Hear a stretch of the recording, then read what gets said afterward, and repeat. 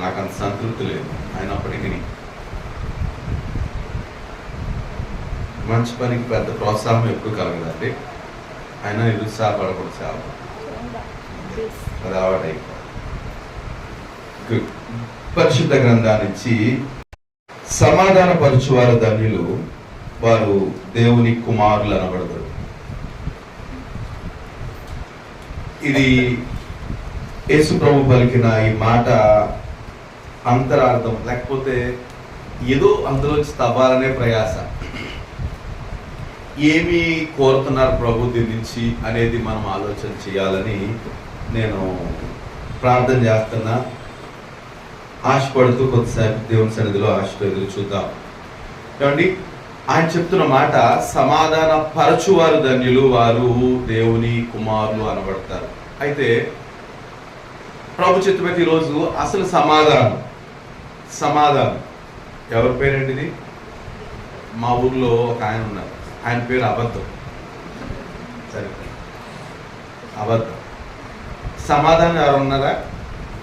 మా అత్తోరింటికి ఒక అమ్మాయి ఉండేది, ఆవిడ పేరు సమాధానం అని విన్నాను. ఏమండి, సమాధానం అనే పేరు ఉంది. ఈ సమాధానం అంటే సమాధానానికి ఇంకా పర్యాయ పదాలు సుమారుగా దానికి లాంటి అర్థం వచ్చే మాటలు ఏంటండి? సమాధానానికి నెమ్మది, శాంతి కదండి. అదే శాంతి, ప్రశాంతి, ప్రసన్నత, ఏమండి, సర్దుబాటు. సో ముఖ్యమైనవి శాంతి, నెమ్మది. శాంతి, నెమ్మది ఈ సమాధానానికి పర్యాయ పదాలు. అవి కూడా పరిశుద్ధంగా ఎక్కడున్నా కూడా ఈ సమాధానం ప్లేస్లోనే మనం వాడచ్చు. రైట్, నేను త్వరగా కొన్ని విషయాలు ధ్యానం చేద్దాం. నేను ఈ మాటల గురించి ఆలోచన చేస్తున్నప్పుడు ఒకసారి అసలు ఈ సమాధానం దేవుడు మనిషిని చేసేటప్పుడు కదండి, దేవుడు మనిషిని చేశాడు, చాలా స్వతంత్రుడిగా చేశాడు కదండి. నిన్న మేము అనుకున్నాం, దేవుడు తన స్వరూపంలో మనిషిని చేశాడు, తన పోలిక రెండు ఉంటాయి అక్కడ. ఆయన స్వరూపంలోను ఆయన పోలికలోను. ఆయన ఇమేజ్ అండ్ లైక్నెస్ అని ఉంటుంది ఇంగ్లీష్లో. అంటే ఆయన లాగా చేశాడు, ఆయన వలే చేశాడు. లేకపోతే ఆయన అంటే దేవుడు ఆదామును చేయటంలో ఉద్దేశం ఏంటంటే, నాకులాగా ఉండాలి భూమి మీద, నేను ఆకాశ పరలోకంలో ఉంటాను, ఆదాము భూమి మీద నాకులాగా ఇట్స్ ఏ క్రియేటివిటీ కలిగి, మంచి నాలెడ్జ్ కలిగి, ఎంతో సమర్థంగా వీటన్నిటిని పరిపాలించాలని దేవుడు ఆదాము చేశాడు. రైట్, కొంతకాలం ఆ విధంగానే ఉన్నాడు ఆదాము. కనుకనే ఆదాము పిలిచాడు, అన్నాడు, మొత్తం అన్నీ వచ్చేసి జంతువులన్నీ. ఈరోజు ట్రై చేయండి, ఏమైనా జంతువులు మన సొంత కుక్క అయితే వస్తుంది అంతే, పేరు పెట్టి పిలిస్తే. మా పిల్లి కూడా రాదు పేరు పెట్టి పిలిస్తే, ఒక్కోసారి వస్తుంది రాదు. కానీ ఆదాము ఆ రోజు పిలిస్తే ఏమొచ్చేసినాయి అంట? మొత్తం అన్నీ వచ్చేసినాయి. ఏ పేర్లు పెడితే అవన్నీ, అన్ని పేర్లు. ఎలా అంటే దేవుని స్వరూపం, అంటే దేవుని యొక్క ఆ నాలెడ్జ్, ఆ జ్ఞానాన్ని కలిగి ఉన్నాడు ఎవరు? ఆదాము. కనుక చాలా బ్రిలియంట్. ఇప్పుడున్న వారందరికంటే ఆదాము చాలా తెలివైనడు. ఎప్పటి వరకు దేవుడు ప్రతిరోజు సంధ్య వేళ, చల్లపూట వేళ అని అన్నారు. చల్లపూట అంటే ఎప్పుడు అండి చెప్పాలి? చల్లపూట అంటే ఎప్పుడు? సంధ్యా సమయం. సంధ్యా సమయం అంటే ఎప్పుడు? రెండు సంధ్యలు, ఉదయ సంధ్య, సాయంకాల సంధ్య. ఉదయాన్నే సూర్యుడు ఉదయించక ముందు ఎలా ఉంటుంది వాతావరణం, సేమ్ సాయంకాలం సూర్యుడు అస్తమించదు ఎలా ఉంటుందో అలా ఉంటుంది. ఆ రెండు ఒకటే. అందుకే దాన్ని డౌటా మీకు? అందుకే దాన్ని సంధ్యారాగం అన్నారు. సంధ్యారాగం అంటే ఉదయ సంధ్య, సూర్యుడికి ముందు ఎంత ప్రశాంతంగా ఉంటుందో, సాయంకాలం సూర్యాస్తమైన తర్వాత కూడా అంతే ప్లెజెంట్గా ఉంటుంది. దీన్ని సంధ్యా సమయం అంటారు. కనుక ఉదయ సంధ్య, సాయంకాల సంధ్య రెండు ఒకేలాగా ఉంటాయి. సంధ్య అనగానే సాయంకాలం అనుకోకూడదు, మన పేరెంట్ అనుకోకూడదు. రైట్, సో సంధ్యాకాలం, ఈ సంధ్యా సమయం. సో దేవుడు ప్రతిరోజు సంధ్యాకాలంలో చల్లపూట వేళ వచ్చి ఆదాముతోటి అవ్వతోటి చక్కగా కబుర్లు చెప్తుండేవారు. It's wonderful, it was the wonderful moments. అద్భుతమైన సన్నివేశం అది. కనుక దేవుడు ముచ్చడిస్తూ ఎన్ని విషయాలు ఆదాముతో మాట్లాడేవాడు. అంత బాగుంది. ఏమండి, ప్రభు పిలవంగానే ఇంకా రాలేదేంటి, రాగానే చెంగును గంతులు వేసుకుంటూ వెళ్ళిపోయేవారు. చాలా ధైర్యంగా ప్రభు దగ్గరికి వెళ్ళిపోయేవారు. కానీ వన్ ఫైన్ డే ఏం జరిగిందంట, ఆయన వచ్చి ఆదాం అని పిలిచేటప్పటికి వీళ్ళు ఏమవుతున్నారు, వణుకుపోతున్నారు. ఏమైంది వాళ్ళకి? సమాధానం కోల్పోయారు. ప్రభువుని చూసే దమ్ము లేకుండా పోయింది, ధైర్యం లేకుండా పోయింది. ఏమండి, ప్రభువుని చూసే ధైర్యం లేకుండా పోయింది. వణుకుపోతున్నారు ప్రభు స్వరం. ఎంతో ముందు బహుశా ఉదయం వచ్చి ఉంటాడు ప్రభు, ఉదయం చల్లపోవడం వేళ, అప్పుడు బాగానే ఉన్నారు. కానీ సాయంకాలం చల్లపడ వేళ వచ్చేటప్పటికి వాళ్ళ పరిస్థితుల్లో మార్పు వచ్చేసింది. ఆయన రాకపోతే బాగుండు అనుకుంటున్నారు. రానే వచ్చాడు ఆయన, రెగ్యులర్ గా యాజ్ యూజువల్ గా రానే వచ్చాడు చల్లపోట వేళ. ఆదాం అనేటప్పటికి ఏమంటాడంట, అయ్యా నీ స్వరం విన్నప్పుడు భయపడి, సిగ్గుపడి, లేకపోతే గంబని తెలిసి భయపడి చెట్టు చాటున దాక్కొట్టింది. ఏం లేదు, సమాధానం కోల్పోయాడు, సంతోషం లేదు. ప్రభుని చూసి ఆనందించే సంతోషాన్ని ఆదాము కోల్పోయాడు. దేని బట్టి చెప్పండి? దేని బట్టి? అవిధేయత. అంతే కదండి. అంటే దేవుడు చెప్పిన ఆజ్ఞ లేదా ఆజ్ఞను మేరడం, అవిధేయత. ఏమైతే చెప్పాడో అది చేయొద్దన్న పని చేసేసాడు కనుక హీ లాస్ట్ హిస్ పీస్, సమాధానాన్ని కోల్పోయాడు. రైట్? ఆదాము ఆ విధంగా అవిధేయుడై సమాధానాన్ని కోల్పోయాడు. ఇంకా చాలా మంది, కొద్దిమందిలో 10 మందిని మీ ముందు పెట్టారు త్వరగా, అప్పుడు మన సందేశం ఏమైనా. రైట్? ఆ తర్వాత ఆయన కుమారుడైన కయ్యను, ఏమండి ఆయన, సో ఆదాము చేసిన అవిధేయత సరే, అది ఎలాగున్నా తర్వాత పిల్లలు పుట్టారు, కయ్యను హేబేలు పుట్టారు, బాగానే ఉన్నారు వాళ్ళు. సో అనుకున్నారు దేవునికి కొంచెం బలి ఇద్దాం అనుకున్నాడు. కయ్యను కొంత పంటలో తీసుకొచ్చాడు, హేబేలు కొంత పంటలో దేవునికి అర్పిస్తే అక్కడ ఏం జరిగిందంట, దేవుడు కయ్యను అతని అర్పణను లక్ష్య పెట్టలేదు, హేబేలును అతని అర్పణను లక్ష్య పెట్టాడు. కనుక ఏం చేయాలి, ఆ కయ్యను ఏమై ఉండాలి? ఏమండి, ఇది సోద్యము. ఏం సోద్యం ఏంటంటే, అంతవరకు హ్యాపీగా ఉన్నారు అన్నదమ్ములు ఇద్దరు. ఎప్పుడైతే దేవుడు హేబేలు లక్ష్య పెట్టినట్టు అర్థమైందో, ఈయనకి ఏమొచ్చిందండి, కయ్యనికి అసూయ వచ్చేసింది, మత్సరం వచ్చేసింది. చెడ్డ కండ్లు అంటారు కదా, నాదేమో అంగీకరించడు ఆయన, నన్ను అంగీకరించలేదా, నా అర్పణ అంగీకరించలేదా, వాడి అర్పణ అంగీకరించాడా, అంతే చెడ్డ ఆలోచనలు వచ్చేసింది. హి లాస్ట్ హిస్ పీస్, సమాధానాన్ని కోల్పోయాడు. అంటే నేను ఆరిజిన్ చూస్తున్నాను, అసలు సమాధానం అవసరం ఏమొచ్చింది అంటే అర్థమవుతుందా? మొదట అందరూ సమాధానంతో ఉన్నారు, కానీ క్రమక్రమంగా ఎలా కోల్పోయారంటే, ఆదామేమో అవిధేయతతో సమాధానం కోల్పోయాడు, కయ్యనేమో చెప్పారు కదండి అసూయతో కోల్పోయారు. ఏమండి, మత్సరంతో కోల్పోయాడు, మత్సరంతో సమాధానం కోల్పోయాడు. తర్వాత చాలా గందరగోళం చేశాడు, సమాధానం లేకపోవడం వల్ల ఏం చేశాడండి, తమ్ముడిని చంపేశాడు. ఎంత యాక్షన్లోకి వచ్చింది మత్సరం, తమ్ముడు చంపే వరకు మనశ్శాంతి కోల్పోలేదు. అనుకున్నాడు చంపేసి పెట్టేసి చేతులు దులిపేసుకున్నాడు, అనుకున్నాడు పాపం ఎవరు చూడలే అనుకున్నాడు. కానీ దేవుడు కలుగు చేసుకున్నాడు. ఇప్పుడైతే మాట్లాడట్లేదు దేవుడు అందరితోటి.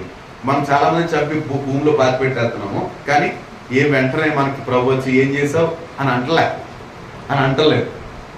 దానికోసం స్పెషల్ అరేంజ్మెంట్స్ ప్రభు చేశాడు కనుక, అంటే మనమనే కాదు కొంతమంది కనుక అనుకున్నారా, ఎవరికి తెలియలేదు. కానీ మీడియాకి తెలిసిపోతుంది అనుకోండి, మీడియాకి తెలియని మంటలు కూడా జరుగుతున్నాయి అనుకున్నారు వాళ్ళు, ఎవరికి తెలియదు, దట్ ఈస్ టాలెంట్ అనుకుంటున్నారు. కానీ వన్ డే ఏం జరుగుతుందంట, ఆయన ధవల సింహాసనం ముందు వీటన్నిటిని పెట్టి ముందు ప్రతి ఒక్కరితోనూ ప్రభు మాట్లాడతాడు. ఆఫ్ కోర్స్ అయితే మనకు ఆ పరిస్థితి లేదు. మనకు ఆ పరిస్థితి ఉందండి. మనకేం జరుగుతుందంట, ఎక్కడే ఉతుకుడు కదండి. పనిష్మెంట్ అంతా ఎక్కడ, దేవుని పిల్లలకి పనిష్మెంట్ ఎక్కడ, ప్రభు రక్తంతో కడగబడిన వాళ్ళందరికీ పనిష్మెంట్ ఎక్కడ అనుభవించాలి, అక్కడ ఉండదు. ఇక మిగతా వాళ్ళకి మాత్రం అక్కడ డైరెక్ట్, ఇక్కడ ఏం పనిష్మెంట్ లేదు. వాళ్ళు రాజుల్లా మిగులుతూ ఉంటారు. చంపేసి కూడా చేతులు దులుపుని వచ్చేసి ఏమనుకున్నారా, దాని మీద పువ్వులు మొక్కలు వేసేస్తారు, ఏం కాదనుకుంటారు. కానీ ఒకరోజు మాత్రం ఇవన్నీ కూడా లెక్కలో తీసుకొస్తాడు కనుక. రైట్? సో కయ్యను అంత మత్సరానికి గురయ్యి తన సమాధానాన్ని కోల్పోయాడు త్వరగా. సో అబ్రహాం కూడా సమాధానం కోల్పోయాడండి. కోల్పోయాడా? ఎక్కడ? అంతవరకు కాకుండా ఇంకొక ముందు విషయం చూస్తే ఏమండి, అఫ్ కోర్స్ అది కూడా కావచ్చు, రెండు విషయాలు ఉన్నాయి. కానీ నేను సమాధానం అబ్రహాం కోల్పోయింది ఎక్కడంటే ఏమండి, దేవుణ్ణి సంప్రదించకుండా. ఏంటంట, నేను చెప్పే పాయింట్స్ గమనించండి, తర్వాత మళ్ళీ మనం డిస్కస్ చేద్దాం. దేవుని సంప్రదించకుండా చెప్పిందని కదండి, భార్య చెప్పిందని, అది సరదాగా ఉంది కదా అనేసి వెళ్ళిపోయాడు. కాబట్టి దేవుని సంప్రదించకుండా, ఎందుకంటే దేవుడు తనతోటి మాట్లాడటం పరిపాటి, వాక్కు వచ్చేది. అయ్యా ఇలాగ అంటుంది నా భార్య, కెన్ ఐ డూ దాట్, నేను చెయ్యొచ్చా అని అడుగుంటే దేవుడు సమాధానం చెప్పాడు అంటారా? ఖచ్చితంగా చెప్పేవాడు. అంతకుముందే చెప్పాడు, ఈమె వల్ల అయినదని సంతానం అనబడదు అన్నప్పుడు ఎందుకు దారి మళ్ళించాడు? కొన్ని మాటలు సమ్మగా ఉంటాయి మనకి, స్నేహితులు కానీ, భార్య కానీ, భర్త కానీ, తల్లిదండ్రులు కానీ, ఫ్రెండ్స్ కానీ చెప్పిన మాటలు సరదాగా ఉంటాయి. ఎందుకని, అది మళ్ళీ తర్వాత దేవుని కూడా సంప్రదించాం కదా అంటే వెళ్ళిపోతాం. తద్వారా 13 సంవత్సరాలు అబ్రహాంకి నెమ్మది లేదండి. 13 years 13 సంవత్సరాలు అబ్రహాంకి నెమ్మది లేదు, సమాధానాన్ని కోల్పోయాడు. ఆ తర్వాత అంటాడు దేవుడు, యో నా సన్నిధిలో నడుస్తూ నిందారహితుడుగా ఉంది, బి అలర్ట్ అన్నాడు దేవుడు. తర్వాత నా పాయింట్ అర్థమవుతుంది. నా పాయింట్ త్వరగా నేను సమాధానాన్ని బేస్ చేసుకుని మాటలు మీకు చెప్పాలనుకుంటున్నాను. సో అలాగే ఇంకొకసారి అబ్రహాం ఏంటి, ఇస్సాక్ కూడా ఒక విషయంలో సమాధానాన్ని కోల్పోయారు. ఇద్దరు ఒకే రకంగా. ఏంటి తెలుసా మీకు అది? ఏమండి, అబ్రహాం ఇంత విశ్వాసాలకు తండ్రి, దేవుడు ఎక్కడి నుంచో అతను నడిపిస్తే ఆఫ్టర్ ఆల్ ఒక రాజుకు భయపడి వీడి దేశస్తులు మంచోడు కాదు అనేసి తన భార్యతో అంటాడు, మంచోడు నువ్వు చాలా అందగత్తి. ఒక వయసు అని తెలుసండి ఆవిడికి 80 పైనే, భార్య వయసు 80 పైనే, ఈ 90 పైనే. అంటాడు, నువ్వు చాలా అందగత్తివి, నిన్ను బట్టి నన్ను చంపేస్తాడు, కాబట్టి సిస్టర్ అని చెప్తావా? 80s లో కూడా అంత అందంగా ఉండేది. ఎవరు? సార్. ఏమండి, చిన్న అబద్ధం అంతటితో అయిపోయిందా? ఆయన సిస్టర్ అన్నాడు కదా అనేసి రాజుగారు తీసుకెళ్ళిపోయాడు. సిస్టర్ కదండి, నీకు బోర్డు ఇస్తానా కానుకలు, మీ సిస్టర్ని తీసుకెళ్ళిపోతాను, అక్కడ ఏం చేస్తాడు అప్పుడు? కాదు సిస్టర్ కాదు అంటాడా, వైఫ్ అంటాడా? ఎందుకని? తొందరగా అబద్ధాలు ఆడరు పెద్దవాళ్ళు. ఒక్క అబద్ధం సరిపోతాడు జీవితంలో బోర్డు నష్టం. ఇదే ప్రమాదం అండి.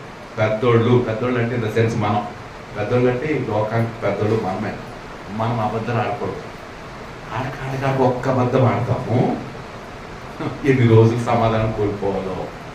ఏమంటే అబ్రహాం అదే పని చేశాడు, ఆయన కొడుకు ఇస్సాకు కూడా అదే పని చేశాడు. చిన్నగా అబద్ధం, సిస్టర్ అన్నాడు అంతే. ఆయన ఏమో సిస్టర్ కదా అని తీసుకెళ్ళిపోయాడు, తీసుకుని గోల్డ్ గిఫ్ట్లు ఇచ్చాడంట. మళ్ళీ ఆవిడ తిరిగి వచ్చేటంత వరకు నెమ్మది ఉంటుందా? తన భార్యను ఇంకొక రాజు ఎక్కడైతే ఉంటున్నాడో ఆ రాజు తీసుకెళ్ళి అంతఃపురం ఉంచేసుకుంటే can he sleep in peace? నెమ్మదిగా నిద్రపోగలుగుతాడా? ఎంతో వేదన పడిపోయి ఉంటాడు. సమాధానం కారణం చిన్న అబద్ధం. ఇది భయపడి ఏంటంటే అది నాకు నచ్చలేదంటే మనము ఆలోచించాం. పెద్దోళ్ళు కదండి, దేవుడు ఎక్కడి నుంచో తీసుకెళ్ళి ఎంత ఆశీర్వాదం, దేవుడు మాట డైరెక్ట్ గా వింటున్నాడు, కనబడలేదు కానీ దేవుడు మాట వింటున్నాడు. అలాంటి మాట వింటున్న ఆయన అబ్రహాము, ఆయన కుమారుడైన ఇస్సాకు కూడా ఎందుకు ఇలా భయపడ్డారు? భయపడి నెమ్మదిని కోల్పోయారు, సమాధానాన్ని కోల్పోయారు, ఎంతో నష్టపోయారు. ఎంత డిస్టర్బెన్స్. మరి రాజు ఎంతకాలం ఉంచుకున్నాడో, అయితే వాళ్ళు ముట్టలేదు. దేవుని దేవుని జనాంగం కనుక రాజు మీద చేయలేదు, ముట్టుకోలేదు అసలు. అంటాడు ఒకసారి వాళ్ళిద్దరిలో ఎవరి గురించి నేను మర్చిపోయాను కానీ, ఓయ్ నీ దగ్గర ఉన్న స్త్రీ ఎవరు తెలుసా? నా సేవకుని భార్య, బీ కేర్ఫుల్ అంటాడు దేవుడు ఒకసారి. అలా మాట ఎవరి గురించి ఇస్తాక అబ్రాలు నీవు ఉంచుకున్నా చూసావా, దగ్గర తెచ్చేసుకున్నా చూసావా? ఆమె ఒక పురుషుని భార్య, లేదా నా సేవకుని భార్య, బీ అలర్ట్, ముట్టుకున్నా చచ్చిపోతావు అన్నాడు. వణుకుపోయాడు రాజు అభిమేలెకు. వణుకుపోయి అంటాడు, పిలిచి ఏందయ్య ఎంత పని చేసావు, నీ భార్య అంట కదా, మీ దేవుడు చెప్పాడు, నువ్వు దయచేసి వెళ్ళిపో. ఆయన విడిపించిన తర్వాత తన భార్యను పంపించేశాక అప్పుడు ఆ స్త్రీలకు గర్భం తెరిచాడు దేవుడు. అని ఎంతకాలం ఉంచేసుకున్నాడో మనం అంటాం కదా, మన చరిత్రలో ఉంటుంది కదండి. సరే రైట్. కనుక ఎంతకాలం ఉంచుకున్నాడో దేవుడు వారి గర్భాలు, ఇక్కడ ఆ రాజు దేశంలో ఉన్న స్త్రీల గర్భాలని పోళ్ళు చేస్తాడట. కానుపు లేదు, అసలు ఎవరికి గర్భఫలం లేదు. ఎప్పుడైతే ఆ రాజు షారానో ఈ సేవకుల భార్యను వదిలాడో అప్పుడు వాళ్ళకి గర్భఫలం కలిగిందట. నేను ఎంత అంటాను, ఏంటి ఇదంతాను? దేవుడు రిస్క్ తీసుకుని తప్పదు. వీళ్ళు పడిన భయానికి మళ్ళీ ఆయన దిగి ఎక్కడుండరు మీరు, సామాన్లు కాదు చిటుకుని అబద్ధం ఆడడానికి. ఎవరు మనం? We are not ordinary people. సామాన్లు కాదండి, మిగతా వాళ్ళకి లాగా అన్యుల్లాగా ఏది పడితే అది మాట్లాడేయడానికి పర్లేదు లేదని అబద్ధం మాట కుదరదు. మనం దేవుని జనాంగం, ఎన్నో ప్లాన్స్ ఉన్నాయి దేవునికి. కానీ మనమే మా సామాన్యులాగా పక్క వాళ్ళతోటి మనం ఉద్యోగం చేస్తున్నాం అనుకోండి, ఆ పక్క వాళ్ళు అబద్ధం అంటే మనం అబద్ధం ఆడకూడదు. అమ్మో నేను యూదులను కనుక, ఏమంటాడు బొద్దుకే, నేను యూదుని కనుక ఆ పని చేయించాలి, ఖచ్చితం నేను చేయలేనండి, నా వల్ల కాదండి అంటాడు. అంతే. ప్రాణం తీసేస్తారా, ఉరికమ్మ తయారు చేస్తారు, మరేం పర్లేదండి, నేను ఆయన కొరకు నమ్మకంగా ఉంటున్నాను, తప్పిస్తే తప్పిస్తాడు, లేకపోతే చచ్చిపోతాను అని తప్ప అబద్ధమా, నేను మాత్రం ఆ పని చేయించాలి. ఎస్, దేవుని పిల్లమైన మన కొరకు దేవుని ఏర్పాట్లు ప్రత్యేకమైనవి కనుక ఏం చేయకూడదు, మనం అందరికిలాగా పొలువమంటూ వెళ్ళిపోకూడదు, దేవుని కొరకు ప్రత్యేకంగా బ్రతకాలి.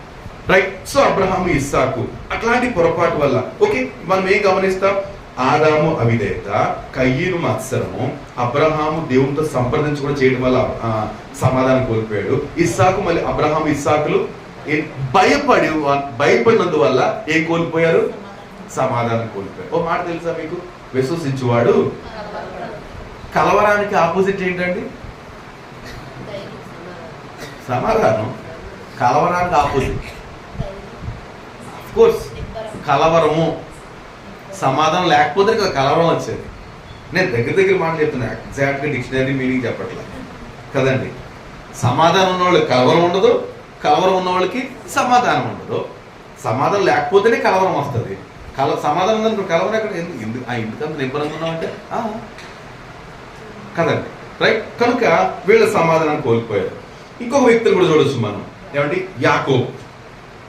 యాకోబుని చూస్తే ఈయన సమాధానం కోల్పోయాడు. ఎప్పుడు? అన్నను మోసగించినప్పుడు సమాధానం కోల్పోయాడు. నేను అన్నం ఎందుకని, అన్నకి ఏం చేశాడు, వాడికి ఆకలి వేస్తుంది, తండ్రిని మోసం చేశాడు అంట. ఇన్ ద సెన్స్ ఆకలి వేస్తుంది, వంట చేసుకున్నాడు, ఒరే ఎవరా నాకు అన్నాడు, మరి ఇస్తావా అన్నాడు. కండిషన్ ఇక్కడ పిచ్చి పుచ్చుకున్నారు. అప్పుడు అదే కదండి, ఏంటది, ఎక్స్చేంజ్ ఆఫ్ గూడ్స్. ఆ టైంలో అదే కదా ఎక్స్చేంజ్ ఆఫ్ గూడ్స్. కనుక అరే నా అన్నం నీకు ఇస్తాను, నా కూర నీకు ఇస్తాను, నీ జ్యేష్ఠత నాకు ఇచ్చేస్తావా, నీకు ఇచ్చేసాను, అది ఎందుకులే అని. అది ఆఫ్ కోర్స్ అది ఇస్సాకు లేకపోతే యాషావు అవిధేయత వల్ల, అశ్రద్ధ వల్ల పోగొట్టుకున్నాడు ఆఫ్ కోర్స్. కానీ తండ్రిని మోసం చేయడం మాత్రం కదండి, దేని కొరకు, ఆశీర్వాదం కొరకు, తండ్రి ఇచ్చే ఆశీర్వాదం కొరకు తండ్రిని మోసం చేశాడు. తండ్రి ఇచ్చే ఆశీర్వాదం కొరకు తండ్రిని మోసం చేశాడు. ఏం కోల్పోయాడండి, కోల్పోయాడా లేదా? తల్లి చెప్తున్నారు, రే మీ అన్నయ్య నీ మీద కాలు దూవేస్తున్నాడు, పారిపోరా అంటే పారిపోయా. రాత్రి అంటాడు, అయ్యా ఆ దర్శనం ఇచ్చిన ప్రభుతో అంటాడు, నువ్వు నన్ను క్షేమంగా పంపించి అక్కడికి వెళ్ళమంది మమ్మీ, ఈ కర్ర పట్టుకుని వెళ్తున్నాను, నూనె కూడా పట్టుకెళ్తున్నాను, అంతమించి ఏమీ లేదు నా దగ్గర, మళ్ళీ నేను క్షేమంగా తిరిగి తీసుకొస్తే అదే కోరుకున్నాడండి. నాకు 4 భార్యలు 3 మంది పిల్లలు ఇస్తే అంటలేదు. ఏమన్నాడు, అయ్యా ఇలా ప్రాణం చేతితో పట్టుకుని అన్నయ్యను మోసం చేశాను, తండ్రిని మోసం చేశాను, పారిపోతున్నాను, కానీ నీవు నాకు సహాయం చేశాడంటే భయపడుతున్నాడు, సమాధానం లేదు. అసలు ఆ ప్రార్థన చేశాడు, అయ్యా నువ్వు నాకు తోడై ఉంటే మళ్ళీ వచ్చినప్పుడు ఈ ప్రదేశం ఏమవుతుంది, నీ మందిరం అవుతుంది అంటే బేతేల్ అవుతుంది. అది నిబంధన చేసుకున్నాడు. కనుక ఎప్పుడైతే మెటీరియల్ బ్లెస్సింగ్స్ కొరకు లేకపోతే ఆశీర్వాదం కొరకు మోసం చేశాడో ఏం కోల్పోయాడు, సమాధానం కోల్పోయాడు. ఎవరు? అర్థమవుతుంది కదా. అంతవరకు మంచివాళ్ళే వాళ్ళు, ఎక్కడెక్కడ సమాధానం కోల్పోతున్నారు అది మీరు గమనించాలి. నేను మరలా అడుగుతాను. రైట్. యోసేపు అన్నలు ఎప్పుడు సమాధానం కోల్పోయారు? యోసేపు అన్నలు ఏమండి, యోసేపు అన్నలు మంచివాళ్ళే కొంతవరకు, మనకు కనపడినంత వరకు వాళ్ళు పనాలు చేసుకునేవారు. కానీ ఎప్పుడైతే యోసేపు వెళ్ళి యథార్థవంతుడిగా వాళ్ళు తను చూసిన దాన్ని, యోసేపు చూసిన దాన్ని తల్లిదండ్రులకు చారవేసేవాడు, అప్పుడు వాళ్ళు ఏం చేశారంట, పగబట్టేశారు.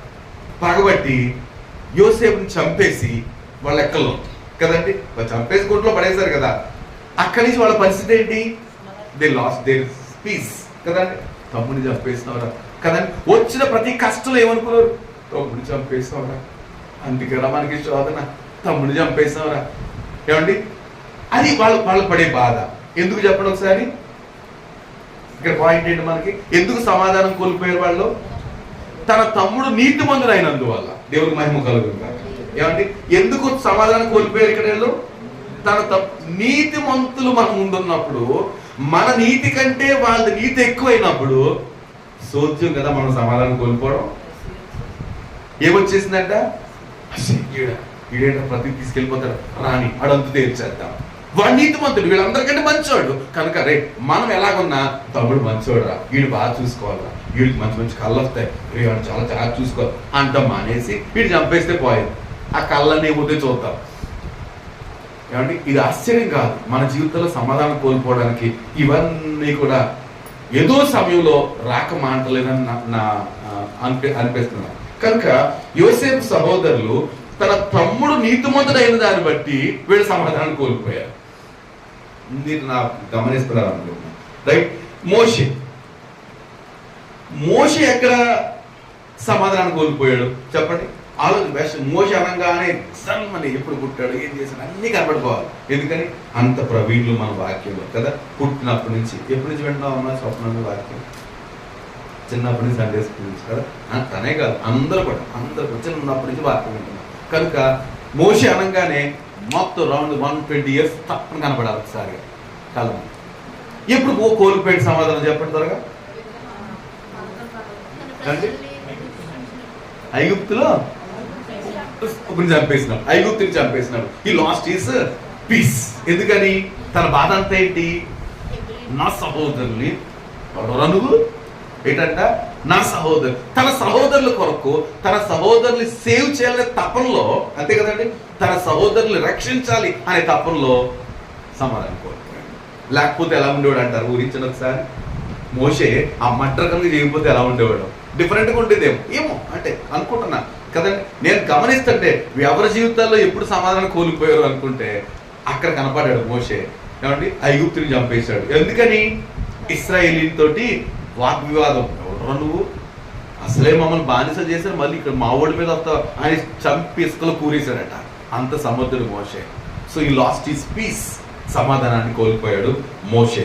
రైట్? అన్నదమ్ముల మధ్య తగువ తీర్చడానికి. తర్వాత ఇంతగా ఆ చంపినప్పుడు పెద్ద ఇబ్బంది పడలే. గమనించండి, ఐగుప్తుని చంపినందుకు పెద్ద ఇబ్బంది పడలేదు. కానీ ఎప్పుడు ఇబ్బంది పడ్డాడు? ఆ నెక్స్ట్ డే అన్నదమ్ముల మధ్య వచ్చిన గొడవల్లో ఇక్కడ ఇబ్బంది పడ్డాడు. వాళ్ళు అంటారు, ఎరా నేను నన్ను చంపేసావు, నన్ను కూడా చంపేస్తావా, నీ అంతేంటి చూస్తానన్నారు. వీళ్ళు తెలియదు, ఊరే నా జీలంతా ఏంటంటే మీరు క్షేమంగా ఉండాలని. అది చెప్పిన అర్థమవుతుంది ఏంటి వాళ్ళకి. వాళ్ళకి అంత పరిస్థితి ఎందుకు బానిస బతుకుతారు. కనుక అక్కడ తను నష్టపోయాడు, అంతే, మనసు కోల్పోయాడు, డిస్టర్బ్ అయిపోయాడు. అమ్మ నా గురించి తెలిసిపోయింది, నేనేదో వీళ్ళని రక్షించాలనుకుంటే వీళ్ళే నన్ను బయట పెట్టేట్టున్నారని పారిపోయాడు. ఎంతకాలం అంటే మళ్ళీ ఐగుప్తు వచ్చేటంత వరకు కూడా తనకు నెమ్మది లేదు. భార్య ఉంది, పిల్లలు ఉన్నారు, ఏదో గొర్రెలు కాసుకుంటున్నాడు, ఏది కాసుకోవడం తెలియదు, కానీ పీస్ మాత్రం తనకు లేదు, నెమ్మది లేదు. రైట్? ఇక్కడ ఏం నేర్చుకోవాలి మనము మోషే ద్వారా? అన్నదమ్ముల మధ్య అంటే తన ప్రజలు విడిపించడానికి తను సమాధానాన్ని కోల్పోయాడు. ఇది ఒక మంచి విషయమే అనుకుంటారు. ఎందుకని? విడిపించుట కొరకు సమాధానం కోల్పోయాడు. తన ప్రజల్ని విడిపించుట కొరకు సమాధానం కోల్పోయాడు. ఇంకా మరొకసారి ఇంకొకసారి కూడా సమాధానం కోల్పోయాడు. సరే వచ్చాడు, దేవుని పరిచయకి వచ్చేసాడు, గొప్ప కార్యాలు 80 సంవత్సరాల్లో పరిచయకి అంటే ఇశ్రాయేలు విడిపించడానికి వచ్చాడు దేవుడు. మరొకసారి సమాధానం కోల్పోయాడు. ఎప్పుడండి? అదే మన టాపిక్ లోకి వచ్చారు. ఎందుకు సమాధానం కోల్పోయాడు? దేవుని ప్రజల మీద విసిగిపోయి సమాధానం కోల్పోయాడు. ఏంటంట?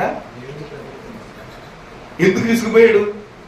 ద్రోహులారా మీ కొరకు నీళ్ళు రప్పించాలా, ఆయన ఏమో ఇవ్వడానికి రెడీ అంటే ఈయన అనుకున్నాడు, ఆయన కోపడుతున్నాడు కదా, నేను కోపడితే తప్పేంటి అనుకున్నాడు. ఆయన అంటాడు, నువ్వెవడవే నా ప్రజల మీద కోపడటానికి? నేను కోపడతాను, నువ్వెవడవే? నీకున్న టైటిల్ ఏంటి అసలు? సాత్వికుడివి, నువ్వెందుకు కోపడతావు? నువ్వు వెళ్ళవు. ఇమ్మీడియట్ గా డిక్లేర్ చేశాడు. దాని ఇంకో మాట అంటారు, ఏదో మాట, ఇంకా నో మోర్, నువ్వు అడగొద్దు. ఇంకోటి ఏంటంటే ఏదో ఒక మాట, ఇంగ్లీష్ మాట రావట్లేదు. ఓకే, వెంట నువ్వు వెళ్ళవు, కనాను వెళ్ళవు. సో ఎప్పుడైతే తన ప్రజలు దేవుని ప్రజల మీద విసుక్కున్నాడో, దేవుని ప్రజల మీద అసహనాన్ని వ్యక్తపరిచాడో, సమాధానాన్ని కోల్పోయాడు. నిజంగా ఆ రోజు ఎలా ఉండదు మోషేకి ఆలోచించడం ఒకసారి. అంతవరకు చక్కగా ఎన్నో అఫ్ కోర్స్ వీళ్ళందరూ తిరగబడుతున్నారు, చిత్తకొట్టేలు అనుకుంటున్నారు, ఆయన దేవుడు ఉన్నాడా అంటున్నాడు. ఇన్ని డిస్కషన్స్ మధ్య ఎప్పుడైతే తన ప్రజల్ని ఆ బండతో మాట్లాడమంటే విసుగుపోయి కొట్టాడో, వెంటనే అంటాడు, నువ్వు నా పరిశుద్ధతను సన్మానించలేదు అంటాడు ప్రభు. ఏంటంట, మోషే సమాధానం కోల్పోవడానికి గల కారణాల్లో ఒకటి తన ప్రజల పట్ల విసుక్కున్నాడు, దేవుని పరిశుద్ధతను సన్మానించలేదట. ఇది ఇంకా ప్రమాదం, అంతేనా? ఆ మాట అదే కదా, దేవుని పరిశుద్ధతను నువ్వు సన్మానించలేదు, నా పరిశుద్ధతను గౌరవించలేదు. అంటే దేవుని పరిశుద్ధతను గౌరవిస్తే ఏం చెప్తాం, దేవుడు ఏం చెప్తారు చేస్తాం కదండి. కనుక అక్కడ సమాధానం కోల్పోయాడు మోషే. రైట్, మనం ఇంకా అందరూ చూడలేదు కానీ వెల్ నోన్ పర్సన్స్ ని. దావీదు చెప్పండి మీకు, దావీదు ఎప్పుడు సమాధానం కోల్పోయాడు కాబట్టి కదా, పాపం చేసినప్పుడు, బత్షెబతో పాపం చేసినప్పుడు కోల్పోలే, అది సోద్యం. దైవాత్మ కలిగిన వాడు చేసేసి రాజును కదా ఎంతమంది దాన్ని ఉంచుకోవచ్చు అనుకున్నాడు. కానీ అదే విషయాన్ని ప్రవక్త చెప్పినప్పుడు నేను పాపం చేశాను. అప్పుడు 51వ కీర్తన చదివితే, అయ్యా నాకు నెమ్మది సంతోషం కోల్పోయాను, నీ పరిశుద్ధాత్మ దూరం చేయకండి, నిజంగా ఎంత వేదన చెందుతున్నాను అనేసి ఎంత అంగలార్చాడో దావీదు. ఏమండి, అక్కడ సమాధానం కోల్పోయాడు. పాపము ఏం చేద్దట, సమాధానాన్ని ఇచ్చి దూరం చేసేస్తాడు. రైట్, ఇవన్నీ మనం చూస్తుంటే పాపము సమాధానం దూరం చేసేస్తుంది. ఏమంటే దేవుని ప్రజల మీద విసుక్కోవడం, చిరాకు పడితే సమాధానం కోల్పోతాం. అంటే దేవుని ఇంకా చాలా విషయాలు ఉన్నాయి. ఇంకా నేను ఒక నెగిటివ్ పర్సన్ చూపెడతాను. వీళ్ళందరూ దేవుని ప్రజలైతే హామాన్ ఉన్నాడు కదండి. హామాన్ ఎప్పుడు సమాధానం కోల్పోయాడు? హామాన్ గురించి రాయబడిన మాట చెప్పండి ఒకసారి. దుష్టుడు, ఏమంటారు, దుష్టులకు నెమ్మది ఉండదు అని ఎహెస్కేల ప్రవక్తల గ్రంథం. ఏంటంట, దుష్టులకి ఏముండదంట, నెమ్మది ఉండదంట.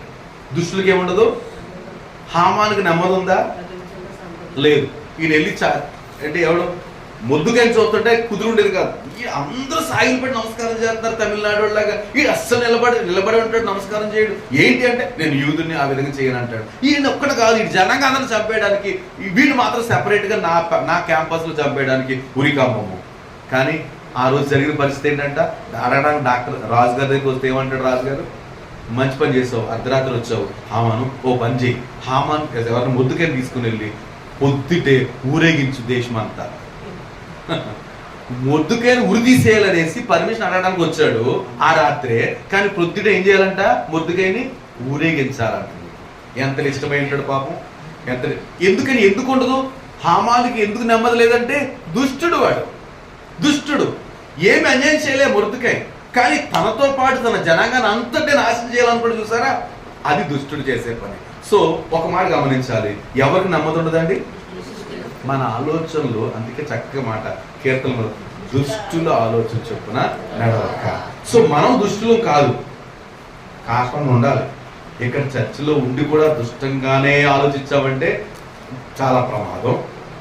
సో చాలా ప్రమాదం ఫేస్ అయ్యేది. కానీ ఆ పని చేయాలి. కానీ దుష్టుల ఆలోచన చొప్పున మాత్రం నడుస్తాం. మనం దుష్టులు కాదు, అది తిరుగులేదు అందులో. కానీ ఎలా నడుస్తాము, మనకంటూ కొంతమంది ఫ్రెండ్స్ ఉంటారు, లేకపోతే కొన్ని రిలేషన్స్ ఉంటాయి. ఆ దుష్టపు రిలేషన్స్ లో మనం వెళ్తా ఉంటాము. ఆటోమేటిక్గా ఏమైపోతామంట, దుష్టులం అయిపోతే ఏముండదు మనకి, నెమ్మది, సమాధానము ఉండదు. రైట్, నేను ఇంకొక వ్యక్తిని చూపించి ఇంతలో ఆపుతాను. ఏంటంట, సౌలు ఎప్పుడు సమాధానం కోల్పోయాడు కదా. అంటే దేవుని ప్రజలు, లేకపోతే దావీదు మంచితనం చూసి కదండి. దావీదు ఎంత మంచోడు అంటే, రాజు కొరకు ఏం కావాలండి అని అనుకోండి, రాజుని రక్తం పడుతున్నంటే తీసేసుకోండి రాజుగారు అడిగితే అది రెడీయే. అంత అభిమానం రాజు అంటే. ఎందుకని, దేవుడి చేత అభిషేకింపబడిన వాడు అని దావీదు నమ్ముతాడు. కానీ ఆ రాజుకు మాత్రం ఈ దావీదంటే బాధ. ఎందుకని, అందరూ అరుస్తున్నారు, 10,000 కొలది చేయాలంటే చెడ్డ మనసు వచ్చేసింది. కానీ మళ్ళీ ఇంకా దావీదు గురించి సౌలు గురించి రాయబడింది, దావీదు సుబుద్ధి కలిగి ప్రతి పని చేసుకుంటూ వస్తున్నాడు అనేసి మరింత బాధపడిపోయాడట. ఇది ఎక్కడ సోద్యం అండి? ఇప్పుడు నా దగ్గర 10 మంది పనిచేస్తున్నారండి, అందులో ఒకడు చాలా బాగా పనిచేస్తున్నాడు, నాకులా పనిచేస్తున్నాడు, ఎంతో సుబుద్ధి కలిగి. అలాంటి చూసి ఏడ్చాను అనుకోండి, ఏమనాలి నన్ను, కోరి నాయన దావీదుకి అలాంటి సౌలుకి దావీదు అంత నమ్మకస్తుడు. ఏ పని చెప్తుంటే సుబుద్ధి కలిగి పని చేసుకొస్తున్నాడు. అందుకని మరింత భయపడాడట. ఇది ఎక్కడ సోద్యమో. ఎందుకని దావీదు సమాధానం కోల్పోయాడు. ఎప్పుడైతే అదే పరిస్థితుల్లో దావీదు కుమారుడైన యోనాతాను మాత్రం సౌలు కుమారుడైన యోనాతాను మాత్రం దావీదుతోటి పెనవేసుకుపోయాడు. అబ్బా ఏమి దావీదండి, నా వయసోడే, నేను చేయలేని పని, ఏమి సమర్థుడు, చిన్నప్పటి నుంచి దేవుళ్ళు బలం ఉన్నాడు, అబ్బా హీస్ మై బెస్ట్ ఫ్రెండ్ అనుకున్నాడు యోనాతాను దావీదుని చూసి. కానీ తండ్రి వయసు కలిగిన సౌలు మాత్రం విషపు చూపు నిలిపాడట. రైట్, ఎప్పుడైతే దావీదు విజయంతో వచ్చాడో సౌలు సమాధానాన్ని కోల్పోయాడు. అప్పటి నుంచి దయ్యంలా ప్రవర్తించడం మొదలు పెట్టాడు. పోనీ ఏమన్నా నిజంగా ఏమైనా కీడు చేశాడంటే ఏ కీడు చేయలేదండి, కీడు చేయట్లేదు. తను మంచుడైన కొల్లి సౌలుకి ఏమొచ్చేస్తుందంట, అసూయ వచ్చేస్తుంది, అసూయ లేకపోతే అసూయ మత్సరం వచ్చేస్తుంది. కనుక సమాధానం కోల్పోయి చచ్చిపోయే వరకు ఆ సమాధానాన్ని పొందలేదండి. ఎవరు? సౌలు పొందలేదు. అలాంటి పరిస్థితి. రైట్, ఇప్పుడు మనం చూస్తే ఇవన్నీ మనం చూసాం కదండి. ఎక్కడ? ఆదాము దగ్గర నుంచి సౌలు వరకు లేదా దావీదు వరకు చూసాం. ఇవన్నీ ఛాయలు. ఛాయలు అంటే ఏంటి? షేడ్, నీడ. ఒరిజినాలిటీ ఎక్కడ ఉంది? క్రీస్తులో ఉంది. ఇప్పుడు ఇవన్నీ మనందరిలో నెరవేరుతున్నాయి. ఏమండి? అవన్నీ ఎందుకు దృశ్యాంతములుగా, అంతేనా? అవి సాదృశ్యాలుగా ఉన్నాయి. ఒరిజినల్ గా ఇప్పుడు మనం ఆలోచించాలి. ఏమండి? మన జీవితంలో ఏ విధంగా సమాధానం కోల్పోతున్నాం మనం? ఏమండి? మన జీవితంలో ఏ విధంగా సమాధానం కోల్పోతున్నాం? ఎప్పుడైతే చూడండి, మనం చూసాం ఆదాము దగ్గర నుంచి వరుసగా చూసుకొస్తే ఒక్కొక్క పని వల్ల సమాధానం కోల్పోయారు. వారితో సమాధానం కోల్పోయారు, వారిలో వారికి సమాధానం కోల్పోయారు, ఇంకా దేవునితో సమాధానం కోల్పోయారు. రైట్, రెండు పనులు జరుగుతాయండి. మనం ఎప్పుడైతే దేవునికి వ్యతిరేకంగా ప్రవర్తించామో మనలో మనకు సమాధానం ఉండదు, ఇంకోటి దేవునితో సమాధానం ఉండదు. ఈ రెండు ప్రమాదకరం కదా. ఏమండి? మనలో దేవునితో మనకు సమాధానం ఉన్నప్పుడు మనలో మనకు సమాధానం ఉంటుంది. దేవునితో సమాధానం లేనప్పుడు ఆటోమేటిక్గా మనం ఏమవుతాము? సమాధానం లేకుండానే పోతాం. సో ఈ విషయాలు గమనించాలి. సో దేవునితోనూ మనతో మనం సమాధానం కోల్పోతున్నాము. కనుక కొన్ని మాటలు త్వరగా నేను ఇర్మియా గ్రంథం 6వ అధ్యాయం. సో ఈ సమాధానం మనం పొందడానికి కొన్ని మాటలు పరిశుద్ధ గ్రంథంలో చక్కటి మాటలు ఉన్నాయి. నేను 16 నుంచి కొన్ని విషయాలు చదువుదాం అనుకుంటున్నాను. హరి గారు చదివితే బాగుంటుంది అనుకుంటున్నాను. 6వ అధ్యాయము 16 నుంచి. ఇర్మియా గ్రంథం 6వ అధ్యాయము. రైట్, యెహోవా ఎలాగ సెలవిచ్చున్నాడు? మార్గములలో నిలిచి చూడుడి, పురాతన మార్గములను గూర్చి విచారించుడి, మేలు కలుగు మార్గం ఏది అని అడిగి అందులో నడుచుకుని అప్పుడు మీకు నెమ్మది కలుగును. ఏంటంట మనకు నెమ్మది కలగాలంటే ఏం చేయాలంట? నిలిచి చూడండి, విచారించండి, వాకప్ చేయండి. ఎందుకని? ఏది మేలుకరమో మీరు విచారించి తెలుసుకోండి. అప్పుడు మీకు ఏం జరుగుతుందంట? నెమ్మది కలుగుతుంది. మనం ఇంతవరకు చాలా మందిని చూసాం. నేను అంటాను, ఇంతమంది సుమారు 10 మందిని మనం చూసాము. ఈ 10 మంది జీవితాల్లో వాళ్ళు ఏ విధంగా నెమ్మదిని కోల్పోయారో మనకు అర్థమవుతుంది. కనుక మరొకసారి నేను ఆ 10 జ్ఞాపకం చేస్తాను. పొరపాటున వచ్చేస్తాను, లోపలికి పోతాడు, అలా వెళ్ళిపోతాడు అటుగా. చూడండి, సో ఏం జరుగుతుందంట? ఆదాము అవిధేయత వల్ల నెమ్మది కోల్పోతే, కయ్యను మత్సరం వల్ల నెమ్మది కోల్పోతే, అబ్రహాము దేవునితో సంప్రదించకుండా నెమ్మది కోల్పోతే, ఇస్సాకు మళ్ళీ అబ్రహాములు భయపట్ట వల్ల నెమ్మది కోల్పోతే, యాకోబు ఆశీర్వాదాల కొరకు అడ్డదారి తొక్కి నెమ్మది కోల్పోతే, ఇవన్నీ కూడా మనం ఒక్కొక్కటి ఆలోచించామనుకోండి. ఏమండి? మన జీవితాలు ఎక్కడ ఉన్నాయా? విచారించి చూడాలి. పురాతన మార్గాలు అంటే మనం ఎంతవరకు చూసాం, ఈ పెద్దోళ్ళందరూ చూసాం. ఈ పురాతన మార్గాల్లో వాళ్ళు ఏ విధంగా నెమ్మదిని కోల్పోయారో మనం గమనిస్తే, విచారించి చూసి మనం ఏం చేయాలి? ఇవన్నీ తెలుసుకున్నాం మనం. ఏమండి? అదే పరిస్థితులు మనకు ఎదురైనప్పుడు మనం ఏం చేయాలంట? అమ్మో, భయపడకూడదు, లేదా మత్సర పడకూడదు, లేకపోతే అవిధేయులు కాకూడదు కదండి. ఇది విషయాలు ఒకసారి ఏమేమి విన్నారు మీరు? మొదటిది అవిధేయత కదండి, తర్వాత మత్సరము, తర్వాత దేవుడితో సంప్రదించకుండా చేసిన పని వల్ల అబ్రహాము నెమ్మదిని కోల్పోయాడు. తర్వాత భయపడటం వల్ల కూడా నెమ్మదిని కోల్పోయాడు. కానీ భయపడి అబద్ధము, గందరగోళము, చాలా నష్టపోయాడు. తర్వాత ఆశీర్వాదం కొరకు అడ్డదారి, కాబట్టి తండ్రిని మోసం చేసి, అంటే మనం గమనించండి, వాక్యానికి అవిధేయులు అయితే ఏం పోతుంది? సమాధానం పోతుందండి. సో వాక్యానికి మనం ఏం చేయాలి? మరి విధేయులు అవ్వాలి. విధేయత చూపించలేకపోతే ప్రభు దగ్గర మోకరించయ్యా, నాకు సహాయం చేయండి, నాకు సహాయం చేయి, వాక్యం నెరవేర్పు కొరకు నాకు ప్రయత్నం చేయండి. మనం ఒకసారి మత్సరంతో నిండుకుంటాం. మత్సరం అంటే మనం చేయలేని పని ఎవరైనా చేస్తుంటే ఏం జరుగుతుంది? సంతోషించడం మానేసి, నాకు ఎప్పుడు ఒక మాట అంటే ఇష్టమైన సామెతల గ్రంథంలో, హృదయ శుద్ధిని ప్రేమించుచు దయగల మాటలు పలుకువానికి రాజు స్నేహితుడగును అంటారు కదండి. హృదయ శుద్ధిని ప్రేమించడం అంటే ఏంటి? హృదయ శుద్ధిని ప్రేమించడం అంటే ఏంటి అండి? మన హృదయ శుద్ధే కాదు, ఎదుటి వారి శుద్ధ హృదయం చూసాం అనుకోండి, వాళ్ళు అదే మార్పు నుండి చంటి బిడ్డల వంటి వారు అయితేనే తప్ప కదండి. ఆ అంటలోనే కదా మనం చూసాం, మార్పు నుండి చంటి బిడ్డల వంటి వారు కొంతమంది కనపడతారు మనకి, కొంతమంది వేళతో లెక్క పెట్టచ్చు. ఎలాగా మన ఆ చర్చిలో ఇద్దరు పిల్లలు ఎలా ఉన్నారో అలాగే మన సమాజంలో ఒకరిద్దరు కనబడతారు. వాళ్ళు చూసినప్పుడు ఏం చేయాలంట?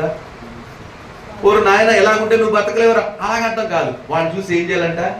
వెరీ గుడ్, ఇతను కాపాడుకోవాలి.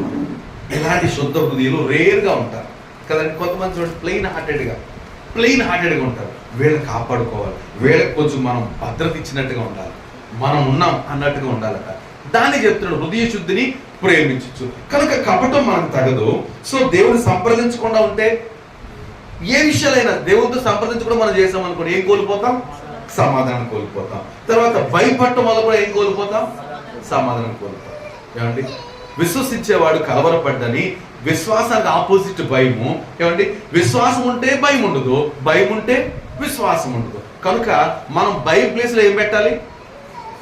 విశ్వాసం పెట్టాలి. నేను అంటాను, అబ్రహాంకి మామూలుగా ఆలోచించేద్దాం. అబ్రహాంకి ఇస్సాకు వచ్చిన భయం ఏంటంటే నా భార్యని ఎత్తుకెళ్ళిపోతారేమో. ఏమండి, పెద్దోళ్ళే భయపడ్డారు, భార్యని ఎత్తుకెళ్ళిపోతారేమో. వాళ్ళు ఎలా విశ్వాసం ఉంచాలి మరి? అసలు భయపడకుండా ఏం చేసి ఉండాలి? అదే దేవుని మీద అంటే ఆయన మనకు ఉండగా మనకి ఎందుకు భయం కదండి. ఒక మాట ఎక్కడో చూశాను నేను, మనుషుల కపటోపాయాల నుంచి తప్పించువాడు అని ఉంటుంది. ఏంటంటే అండి, మనుషులు మన కుటుంబానికి వ్యతిరేకంగా లేకపోతే ఎవరైనా కపటాలు చేస్తుంటే దేవుడు ఏం చేస్తాడంట? తప్పిస్తాడట. మనుషుల కపటోపాయాల నుంచి తప్పించేవాడు. కనుక మనం ఎందుకు భయపడాలి? ఏమంటే దేవుడు ఉన్నాడు కదా, ఆయన మనుషుల కపటాలు తప్పించేవాడు. ఊరికి ఆందోళన పడిపోయి మనమే గింజేసుకుని వాతావరణం పాడు చేసుకుంటే అంత గందరగోళమే అబ్రహాము ఇస్సాకులా. కనుక సో దేవుడు మాట్లాడి ధైర్యం తెచ్చుకోవాలి. తర్వాత ఆశీర్వాదం కొరకు అడ్డదారు. తర్వాత యోసేపు ఇతరుల నీతిని బట్టి మనము సమాధానాన్ని కోల్పోవడం. తర్వాత అన్నదమ్ముల మధ్య తగు తీర్చుకోవడం కొరకు లేకపోతే తన ప్రజలు విడిపించడం కొరకు, అది మంచి ఉద్దేశంతో మోషే సమాధానాన్ని కోల్పోయాడు. తర్వాత దేవుని ప్రజలపై విసిగిపోయి కూడా సమాధానాన్ని. సో ఆలోచన చేద్దాం, దేవుని ప్రజలు లేకపోతే సంఘము లేకపోతే సహోదరులు వారి మీద విసిగిపోయామనుకోండి, అప్పుడు కూడా ఏం జరుగుద్ది? సమాధానం కోల్పోతాం. సో సమాధానం కోల్పోతే దేవునితోటి సరైన రిలేషన్ మనకి ఉండదు. రైట్, ఇలా చూస్తే ఇంకా అసలు విషయం ఏంటంటే పాపము ఏం చేస్తుందంట? సమాధానం కోల్పోయేటట్టుగా చేస్తుంది. కనుక వాక్యం చెప్తుంది ఇవన్నీ ఆలోచించండి, కనుక ఏది మేలుకరమో మీరు ఆలోచించి నాతోటి సమాధాన పడండి. మళ్ళీ కంటిన్యూ చేద్దాం. అయితే మేము అందులో నడవమని ఏంటంట? ఇర్మియా గ్రంథం త్వరగా కొన్ని మాటలు ఏమన్నా, అప్పుడు మీకు నెమ్మది కలుగుతుందంటే వారు మేము అందులో నడుచుకోనమని చెప్పుచున్నారు. మిమ్మల్ని కాపు కాయుటకు నేను కావలి వారిని ఉంచున్నాను, ఆలకించుడి వారి చేయ బోరధ్వని వినబడుచున్నది. ఏమండి, ఈ కాపలాదారులు ఎవరండి? బోరధ్వనితో కాపలా కాసేది ఎవరు? సేవకులే, పరిశుద్ధాత్మ అని చెప్పాలి. సో పరిశుద్ధాత్మ మిమ్మల్ని ఏ విషయాలపై నాయకులుగా ఉంచిందో అంటే, ఇప్పుడు నన్ను ఇలాగ మాట్లాడను, మీ గురించి కొన్ని వివరాలు చెప్పమని ఇది నేను. సో వీళ్ళు ఏం చేస్తారంట? బోర ఊదుతున్నారు. బోర ఊదుతుంటే సంఘం ఏమంటుందంట? చూద్దాం, కొన్ని మాటలు ఉన్నాయి ఇక్కడ ఇంట్రెస్ట్. అయితే మేము వినమని వారు అనుచున్నారు. అన్య జనులారా వినుడి, సంఘమా వారికి జరిగిన దాన్ని తెలుసుకోను. సంఘం అంటే ఎవరిది? మనం. సో వారికి జరిగిన దాన్ని తెలుసుకో సంగమా, వారికి జరిగిందని తెలుసుకో, భూలోకమా వినుము. ఈ జనులు నా మాటలు వినకున్నారు, నా ధర్మశాస్త్రం విసర్జించున్నారు కనుక తమ ఆలోచనలకు ఫలితమైన కీడు నేను వారి మీదకి రప్పించున్నాను. శాబా నుండి వచ్చు సాంబ్రాన్ని నాకేలా, దూరదేశం నుండి వచ్చు మధురమైన చెరుకు నాకేలా. మీ దహన బలు నాకు ఇష్టమైనవి కావు, మీ బలు యందు నాకు సంతోషం లేదు. కావున యెహోవా ఎలాగ సెలవిచ్చున్నాడు, ఈ జనులు మార్గం నేడు అడ్డురాళ్ళు వేయుదును. తల్లిదండ్రులేమి కుమారులేమి అందరూ అవి తగిలి కూలు. అంటే సమాధానం కొరకు ఎవరైతే ఇంట్రెస్ట్ చూపించరో, ఒక సారాంశం ఏంటంటే ఈ భాగం యొక్క సారాంశం, ఎవరైతే సమాధానం కొరకు ముందుకు రారో, నేను ఎలాగ ఉంటాను అంటారో, వాళ్ళ కొరకు దేవుడు ఏం చేస్తాడంట, అరేంజ్మెంట్స్ ఏంటంట, అడ్డు రాళ్ళు పెడతాడట. అప్పుడు పిల్ల పడిపోతే తల్లి పడిపోతాడు. దారిలో అడ్డురాళ్ళు ఉంటే ఎవరైనా పడిపోతారు కదండి. సో పిల్లల తీరు పడిపోయి లేచి వెళ్ళిపోతారు, వీళ్ళు పడిపోతారు. ఇంకేమైనా అసలే బోన్స్ వీక్ కాబట్టి ఇరిగిపోతాయి అన్నట్టు అనమాట.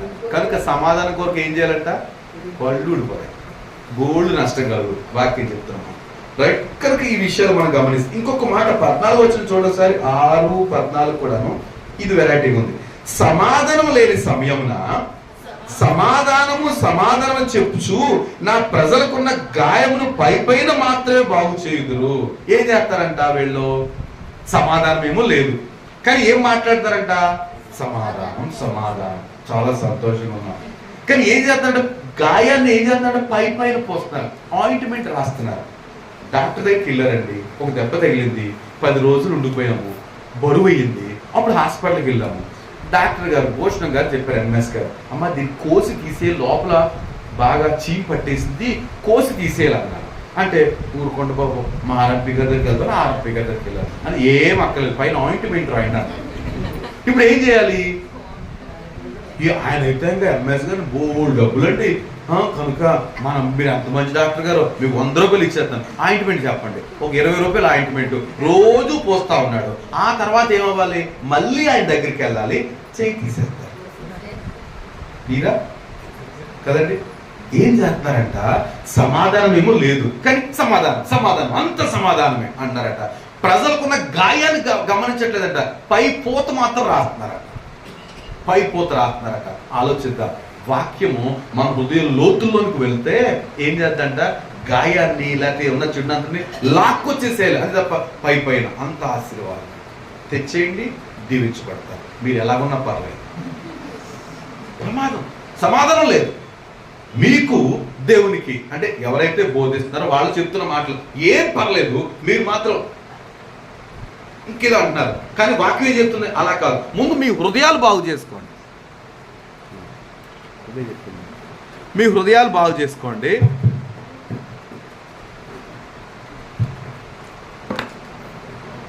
మీ హృదయాలు బాగు చేసుకోండి, కొయ్యేయండి, లోపల పిండేసేయండి. ఫస్ట్ అంతా ఏం చేయాలంట, పిండేసి అప్పుడు యాంటీబయాటిక్ ఇస్తే ఏమవుతుంది, లోపల గాయం తక్కువ.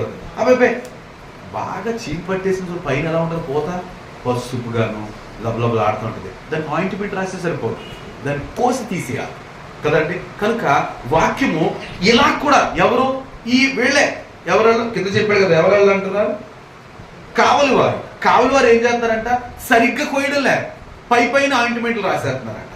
కానీ వాక్యం చెప్తుంది సమాధానం లేదు. ముందు సమాధానం గురించి మీరు ఏం చేయాలంట, ఎన్కౌంటర్ చేయబడాలి. ఆ మాట చదువుతుంది చూడండి, సమాధానం లేని సమయమున సమాధానం చెప్పుకొచ్చు నా ప్రజలకున్న గాయమును పైన మాత్రమే బాగు చేదురు. వారు తాము హేయక్రియలు చేయుచున్నందున సిగ్గుపడవలసి వచ్చను గాని వారు ఏ మాత్రము సిగ్గుపడరు. అవమానము అందితమని వారికి తోచలేదు కనుక వారితో వారి పడిపోదురు. నేను వారిని విమర్శించు కాలమున వారు తొట్టిలుదురని యెహోవా సెలవిస్తున్నాడు. సో గమనిద్దాం, కాబట్టి సమాధానం కోల్పోవటానికి కలిగిన కారణాలు మనం ధ్యానం చేస్తాం. సో ఇవన్నీ మన జీవితంలో ఉంటున్నప్పుడు వాటిని తప్పక సరి చేసుకోకుండా అవి అలాగే ఉండిపోతే మాత్రం ఏం జరుగుద్దంట, ఆ పరిస్థితులు ఇక్కడ లేకపోలేదు. ఇర్మియా గ్రంథం మనం చెప్తున్న మాట, రైట్. కనుక క్లియర్గా ఒక మాట చెప్తాం. ఇప్పుడు ఇలాంటి పరిస్థితులు ఉన్నాయండి మనలో, మనం మాట్లాడుకుందాం. ఇలాంటి పరిస్థితులు అన్నీ ఉన్నాయి. ఈరోజు వాక్యం విన్నాం, మనం ఏం చేయాలి చెప్పండి, మనల్ని విమర్శ చేసుకోవాలి కదండి. విమర్శ చేసుకుని ఒకవేళ మనకి దేవునికి మనకి సమాధానం లేదు అనుకోండి, అప్పుడు ఏం చేయాలి, ఒకసారి సామెతల గ్రంథం 28వ అధ్యాయం కదా, 13-14 వచనాలు. అతిక్రమములు దాచిపెట్టువాడు వర్ధిల్లడు, వాటిని ఒప్పుకొని విడిచిపెట్టువాడు.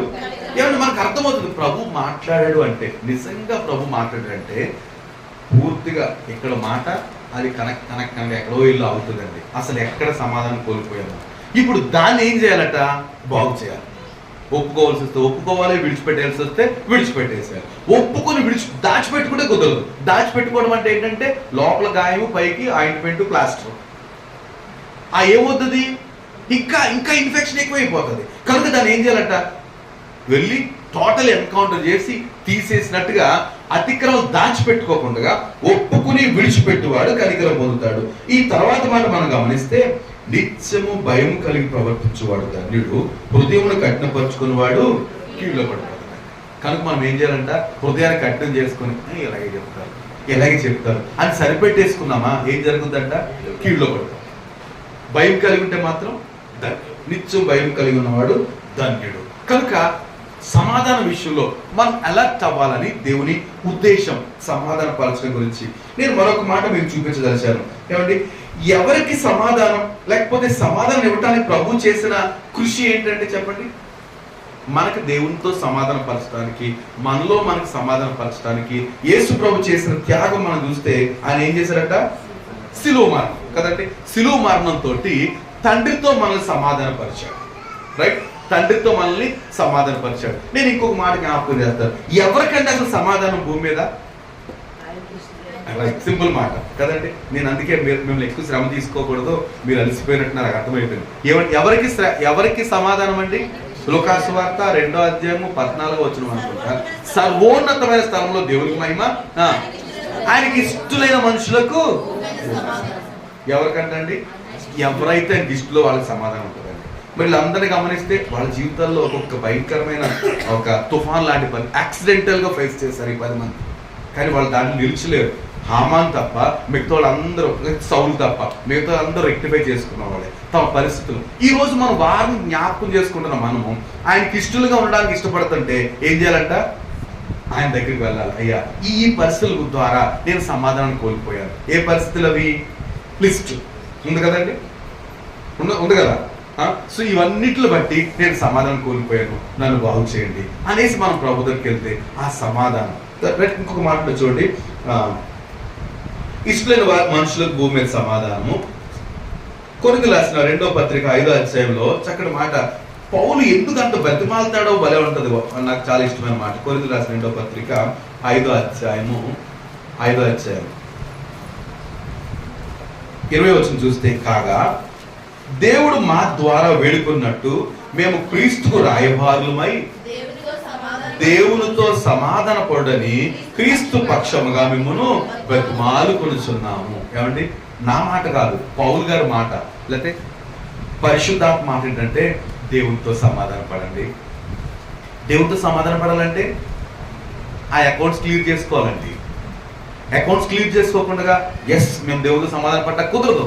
ఎప్పుడైతే మన అకౌంట్స్ అంటే గుర్తుంది కదండి, ఎక్కడైతే సమాధానం కోల్పోయామో అక్కడికి వెళ్ళాలి. అంటే మనం ఇప్పుడు వెళ్ళడం కాదు, మన ఆలోచనలు వెళ్ళాలి. అక్కడ ఎక్కడ తేడా జరిగిందో దాన్ని సరి చేసుకుంటే ఆటోమేటిక్గా క్రీస్తు సమాధానము ఏమవుతుందంట? మన హృదయాల్లో ఏలుచుండనివ్వడి. అదే కదా ఏమాటంట? క్రీస్తు పక్షంగా మీరు సమాధాన పడని క్రీస్తు పక్షం మేము బ్రతిమాలుకొంటున్నాము. ఎందుకనగా మనం ఆయన యందు దేవుని నీతి అగినట్లు పాపమెరుగని ఆయన మన కోసము పాపంగా చేయబడ్డాడు. కనుక ఆ రిస్క్ అంతా ఆయన భరించాడు. మీరు ఏం చేస్తారంటే ఒక్కసారి ఆ పరిస్థితికి వెళ్ళి, అయ్యా నన్ను క్షమించండి, ఈ పరిస్థితులు ఎలా ప్రవర్తించి నేను అప్పటి నుంచి సమాధానం కోల్పోయాను, కనుక నన్ను క్షమించండి అంటే already he's ready to forgive కదా. యేసు ప్రభువుల పేరు ఏంటంటే ఆయన క్షమించడానికి సిద్ధమైన మనసు కలిగిన వాడు. కనుక మనల్ని క్షమించి గొప్ప సమాధానంతో మనల్ని నింపగలిగిన దేవుడు. కనుక ఆ పౌలు ద్వారా మనం చెప్తున్న మాటలు ఏంటంటే దేవునితో సమాధాన పడండి. మనం సమాధానం లేకుండా బయటికి వెళ్ళడం శ్రేయస్కరం కాదండి. నేను చాలాసార్లు ఈ మాట అంటూ ఉంటాను. ఏమంటే మనలో మనకి సమాధానం లేదా? ఏం చేయాలి? తెలిసి సమాధానం లేకపోతే ఏం చేయాలి? ఖచ్చితంగా సరి చేసుకోవడానికి ఆలస్యం చేయకూడదు. అంటే తెలిసి సమాధానం కోల్పోవడం అంటే ఒక ఎగ్జాంపుల్ ఎవరైనా చెప్తారా? మనలో మనకి సమాధానం కోల్పోవడం అంటే ఒక ఎగ్జాంపుల్. మనలో మనకి సమాధానం కోల్పోవడం ఎవరినో ఏదో చిన్నదానికి పెద్దగా తిట్టేసాం, వాళ్ళు కోపడ్డాము, సర్ది ఇంకా అంతటితో ఆకుండా ఇంకా ఉతికి ఆరేసేస్తున్నాము. అప్పుడు వాళ్ళు ఏమంటారు, ముఖం చిన్న గుచ్చేసుకున్నారు అనుకోండి. మనలో పరిశుద్ధాత్మ ఏమంటాడంటే, మన హృదయాల్లో పరిశుద్ధాత్మ యూఆర్ టూ మచ్, చాలా ఎక్కువ మాట్లాడేసాము, అక్కడ నొచ్చుకున్న దాన్ని ఎక్కువ నొచ్చుకున్నారు అని అంటున్నప్పుడు ఏమైంది, అప్పుడు మనలో మనకి సమాధానం లేదు. అప్పుడు ఏం చేయాలి? గొప్పోళ్ళు అయితే ఏం చేస్తారంటే వాళ్ళ దగ్గరికి వెళ్ళి రుసులు చేసి, సారీ చాలా ఎక్కువ మాట్లాడేశాను, అంత గొప్పోడు కాదు, లేదు మనం అంత గొప్పోడు కాదు, కనీసం ఏం చేయాలి, ప్రభు దగ్గరికైనా వెళ్ళాలి. ఆయన కనపడ్డు కదా, కనపడే వాళ్ళ దగ్గర క్షమాపణ కోరడం చాలా కష్టం అండి. కనపడని దేవుని దగ్గర పోని ఆయన అంటున్నాడు, రా నా దగ్గరికి రా, నేను వాళ్ళు సరి చేస్తాను తర్వాత. అప్పుడు మనం ఆయన దగ్గరికి వెళ్ళాలి, బుద్ధిహీనంగా అలాగే బుద్ధిహీనంగా ప్రవర్తిస్తాను, చాలా ఎక్కువ మాట్లాడేసాం, చాలా నొచ్చుకున్నారు వాళ్ళు, నన్ను క్షమించండి, మరొక అవకాశం ఇవ్వండి, వాళ్ళకి మేలు చేసే అవకాశం ఇవ్వండి అని హృదయపూర్వకంగా అడిగామనుకోండి, మన విషయంలో మనకు సమాధానం కలుగుతుంది. వాళ్ళకి ఏదైనా మేలు చేసే అవకాశం దేవుడు మనకి ఇస్తాడు. మనం సమాధాన పరిస్థితి, మనం దేవుడితో సమాధాన పడితే యేసుప్రభు ఆల్రెడీ మన కొరకు అన్ని భరించాడు కదా, he can arrange some arrangements, వాళ్ళ సమాధాన పరచడానికి ఆయన చేయగలుగుతాడు. కనుక పడుకోకండి అప్పుడే, రైట్. దేవుడితో సమాధాన పడుతుంది క్రీస్తు పక్షంగా మిమ్మల్ని బ్రతిమాలుతున్నాను అని అంటున్న మాట, రైట్, గమనిద్దాం. నేను చివరి మాట, నేను ఇంకా చూస్తారా, ఇది మనకు బాగా వెల్నోన్ మాట, చాలా ఇష్టమైన మాట, అది చివరి మాట అయినది నేను సంతోషిస్తున్నా. ఎఫ్ఎస్సి ఫిలిప్పీయులకు రాసిన పత్రిక 4వ అధ్యాయంలో 7వ వచనం. అప్పుడు ఒకసారి పైనుంచి చదువుతాను నేను, 4 నుంచి అందరూ చూస్తారు ఒకసారి. ఎల్లప్పుడూ ప్రభువునందు ఆనందించుడి, మరలా చెప్పుదును ఆనందించుడి. ఈ మాటలకు చాలా డీప్ స్టడీ ఉందండి, వేరు వెర్షన్స్ లోను. ఎల్లప్పుడూ ప్రభువునందు ఆనందించుడి అంటే ఒకటి కాదంట, ఆనందించుచూ నుండుడి అంట. ఏంటంటే ఎల్లప్పుడూ ఆనందించుడు కాదు, ఆనందించుచూ ఉండండి. తర్వాత మరలా చెప్పుదును ఆనందించుడు అర్థం ఏంటి తెలుసండి? అసలు పూర్వార్థం ఏంటంటే, ఆ మూలాల్లో ఉన్న అర్థం ఏంటంటే, పరిస్థితులు ఎలాగున్నా, పౌలు ఎక్కడుండి మాట్లాడుతున్నాడు, ఇది జైల్లో, ఫిలిప్పీ పత్రిక జైల్లో ఉండి రాశాడు, చెరసాల్లో ఉండి అన్నాడు. ఒకవేళ నేను చెరసాల్లో ఉన్నప్పటికీ ఆనందిస్తాను, చూసారా? అలాగా ఒకవేళ మీరు అనుకున్నట్టు కాకపోయినా మీరు ఇంకా స్తుతి ఆనందించండి, అది రైట్. కనుక మీరు ఏమనుకున్న ఏం జరిగినప్పటికీ ఆనందించండి, రైట్. మీ సహనమును సకల జనులకు తెలియబడివ్వండి, ప్రభు సమీపంగానే ఉన్నాడు, కొంచెం ధైర్యం వహించండి. దేని గురించి చింతింపకండి, కానీ ప్రతి విషయంలో ప్రార్థన విజ్ఞాపనల చేత కృతజ్ఞతాపూర్వకంగా మీ విన్నపాలు దేవునికి తెలియచేయండి. అప్పుడు సమస్త జ్ఞానముకు మించిన దేవుని సమాధానము ఏంటంటే, ఏమండి, మనకి సమాధానం కోల్పోవడం గల కారణం ఏంటంటే మన జ్ఞానం. ఏంటంట, మన జ్ఞానం సమాధానం కోల్పోయేది చేద్దాం. ఎందుకంటే మనకు తెలుసు వాళ్ళ గురించి, కనుక అబ్బాయి నేను క్షమించలేను, లేకపోతే అబ్బాయి ఇలా ఓరికి అనుకుంటాం. అప్పుడు ఏంటంటే సమస్త జ్ఞానములకు మించిన దేవుని సమాధానం ఏంటంటే, మన నాలెడ్జ్ మించింది దేవుని జ్ఞానం. కనుక ఆయన జ్ఞానాన్ని బట్టి సమస్త జ్ఞానములకు మించిన దేవుని సమాధానము యేసుక్రీస్తు వలన మీ హృదయములకును మీ తలంపులకును కావలి ఉండును. మన సమాధానం, దేవుడిచ్చిన సమాధానం ఎలా ఉండాలంట, మన హృదయములకు మన తలంపులకు కావలి ఉండి ఆ సమాధానం అనుమతి తీసుకుని బయటికి రావాలంటే ఎవరైనా. అంటే గేట్ కీపర్ ఎవరంటే, ఇప్పుడు మనకి సమాధానాన్ని గేట్ కీపర్గా ఉంచాలి. ఏ ఆలోచన అయినా అందులోంచి బయటికి వెళ్ళాలి, ఎవరొచ్చినా అందులోంచి రావాలి. అంటే ఏం చెప్పండి, సమాధానం దాటి ఎవరు మనం రాకూడదు, మనం సమాధానం దాటి వెళ్ళకూడదు, సమాధానంలో నుంచే మనం వెళ్ళాలంట. క్రీస్తు సమాధానం మన హృదయంలో ఏలుచున్న నీయుడి అంటాడు. అని మన హృదయాలు ఏమి ఏలాలంట, సమాధానం, క్రీస్తు ఇచ్చిన సమాధానం, రైట్. మనం ఈరోజు ధ్యానం చేసిన విషయాలు ఏంటంటే, సమాధానం ఎలా కోల్పోతుంది. సో సమాధానం కోల్పోయిన పరిస్థితుల దగ్గరకు వెళ్ళి మనం వాటిని ఒప్పుకుని విడిచిపెడితే కనికరం పొందుతాం, గొప్ప సమాధానం నింపబడతాం. ఆ సమాధానం మన హృదయం ఏలినట్లయితే, ఒకవేళ మన జ్ఞానం వల్ల సమాధానం కోల్పోతుంటే, క్రీస్తు మన సమస్త జ్ఞానముకు మించిన దేవుని సమాధానము క్రీస్తు వలన మన హృదయ ఏంటంట సమస్త జ్ఞానం మించిన దేవుని సమాధానం యేసు క్రీస్తు వలన మీ హృదయములకును మీ తలంపులకును కావలి ఉంటును అనే మాట మనం జ్ఞాపకం చేసుకుందాం. ప్రభు చిత్తమైతే మరొక ఆలోచన వచ్చే వారం ప్రార్థన చేద్దాం, ప్రభు మనం దర్శించినట్లుగా. సో ఈ రోజు మాటలను మనం జ్ఞాపకం చేసుకుందాం. ఏమండి, ఒక నిమిషం మనం అందరూ ప్రార్థన చేయాలని కోరుతున్నాం. ఈ వాక్యాన్ని జ్ఞాపకం చేసుకుంటూ మనం ప్రభు దగ్గరికి వచ్చాము సమాధానం నిలబడటానికి. దయచేసి లేచి నిలబడదామా? ఒక్క నిమిషం, 5 minutes లేచి నిలబడదాం.